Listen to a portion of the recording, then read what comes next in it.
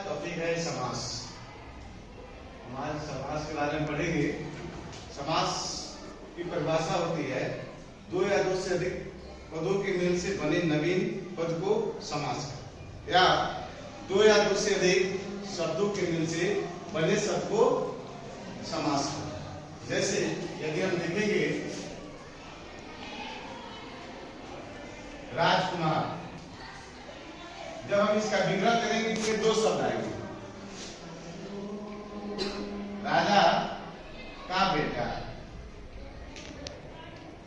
इन दो पदों को मिलाया हमने तो क्या बना?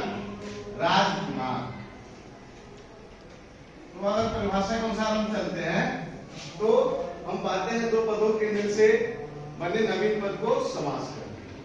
अब समास जो है ये 6 प्रकार का होता है।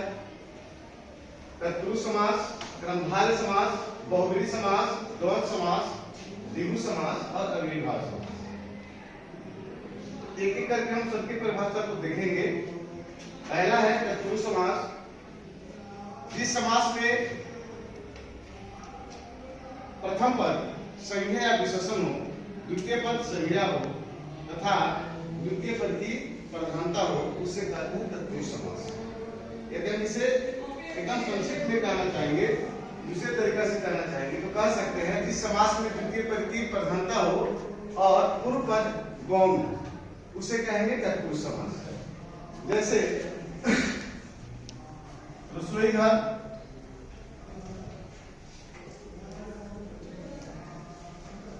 इसमें हम देखेंगे जब इसका विग्रह करेंगे तो इसका विग्रह होगा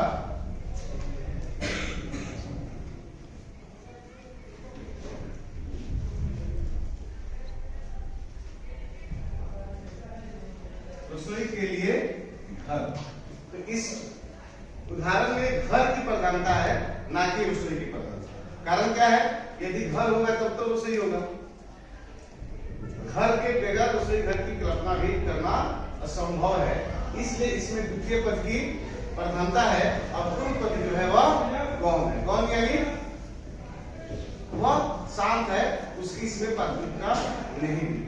अब तत्पुरुष समास के 6 भेद होते हैं। जैसे हमने कारक पढ़ा है तो कारक के 8 भेद होते हैं। अब 8 भेद में हमने पहला कर्ता और नीचे का जो है संबोधन, इसको हटा देते हैं, बचता है 6। क्रम, क्रम, संप्रदान, अपदान, संबंध, अधिकरण। ये जो 6 होते हैं वो 6 जो होते हैं तत्पुरुष समास के उदाहरण। इसके पहचानने का तरीका क्या है? यदि हम किसी शब्द का विग्रह करेंगे और विग्रह करने के दौरान यदि विभक्ति चिन्ह आता है तो वह शब्द जो होता है वह तत्पुरुष समास का उदाहरण होता है। जैसे हमने यहाँ किया है रसोई घर, रसोई के लिए घर। तो के लिए जो है यह संप्रदान कारक है कि नहीं है? तो संप्रदान कारक है के लिए, उसका विभक्ति चिन्ह क्या है? संप्रदान कारक है के लिए। तो के लिए जब आ रहा है तो यह हो जाएगा तत्पुरुष समास का उदाहरण। अगला है क्रमधारय समास। क्रमधारय समास भी तत्पुरुष समास का ही एक भेद है, लेकिन इसकी परिभाषा होता है जिस समास में पूर्व पद विशेषण तथा उत्तर पद विशेष हो, उसे कहते हैं क्रमधारय समास। उदाहरण के माध्यम से हम देखेंगे।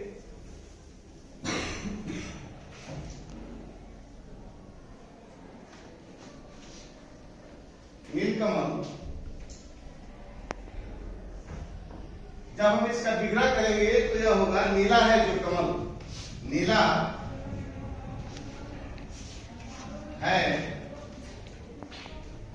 जो कमल।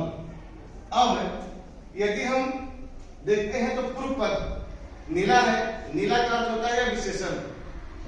विशेषण का अर्थ होता है जो किसी संज्ञा या सर्वनाम की विशेषता बताए उसे विशेषण कहते हैं। तो नीला जो है यह विशेषण है और कमल जो है यह विशेष है। यानी कमल की विशेषता बताई जा रही है कि कमल कैसा है? नीला है। इसलिए क्या होगा? क्रमधारय समास होगा। अगला है बहुब्रीहि समास। जिस समास में किसी पद की प्रधानता नहीं होती है, समस्त पद मिलकर किसी अन्य पद के बारे में बताते हैं, अन्य के बारे में विशेषता बतलाते हैं, उन्हें हम कहते हैं बहुब्रीहि समास। जैसे नीलकंठ, नीला है जिसका कंठ यानी भगवान शंकर। तो यहाँ महादेव जी के बारे में हम चर्चा कर रहे हैं। तो इसलिए इस दो पदों की प्रधानता नहीं है, ये दोनों पद मिलकर किसी अन्य पद के बारे में बातें कर रहे हैं, इसलिए यह हो जाएगा बहुव्रीहि समास। पीताम्बर पीला है, अंबर जिसका, इसमें भी हम पीताम्बर में भी दो पद है, लेकिन दोनों पद की प्रधानता इसमें नहीं, दोनों पद किसी अन्य पद के बारे में चर्चा कर रहे हैं। इस प्रकार में उसके उदाहरण है। अगला है द्वंद्व समास। द्वंद्व समास में इसमें दो पदों की प्रधानता होती है और इनके बीच विभक्ति चिन्हों का क्या होता है, लोप। विभक्ति अव्ययों का इसमें लोप होता है। जैसे माता पिता,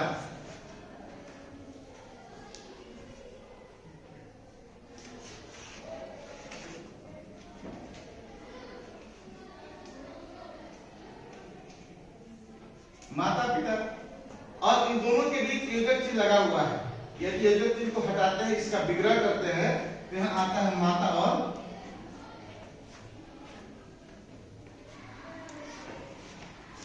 पिता। इस प्रकार देखिए माता और पिता, तो इस योजक चिन्ह को हमने हटाया तो क्या है, और आया। और क्या है, अव्यय है।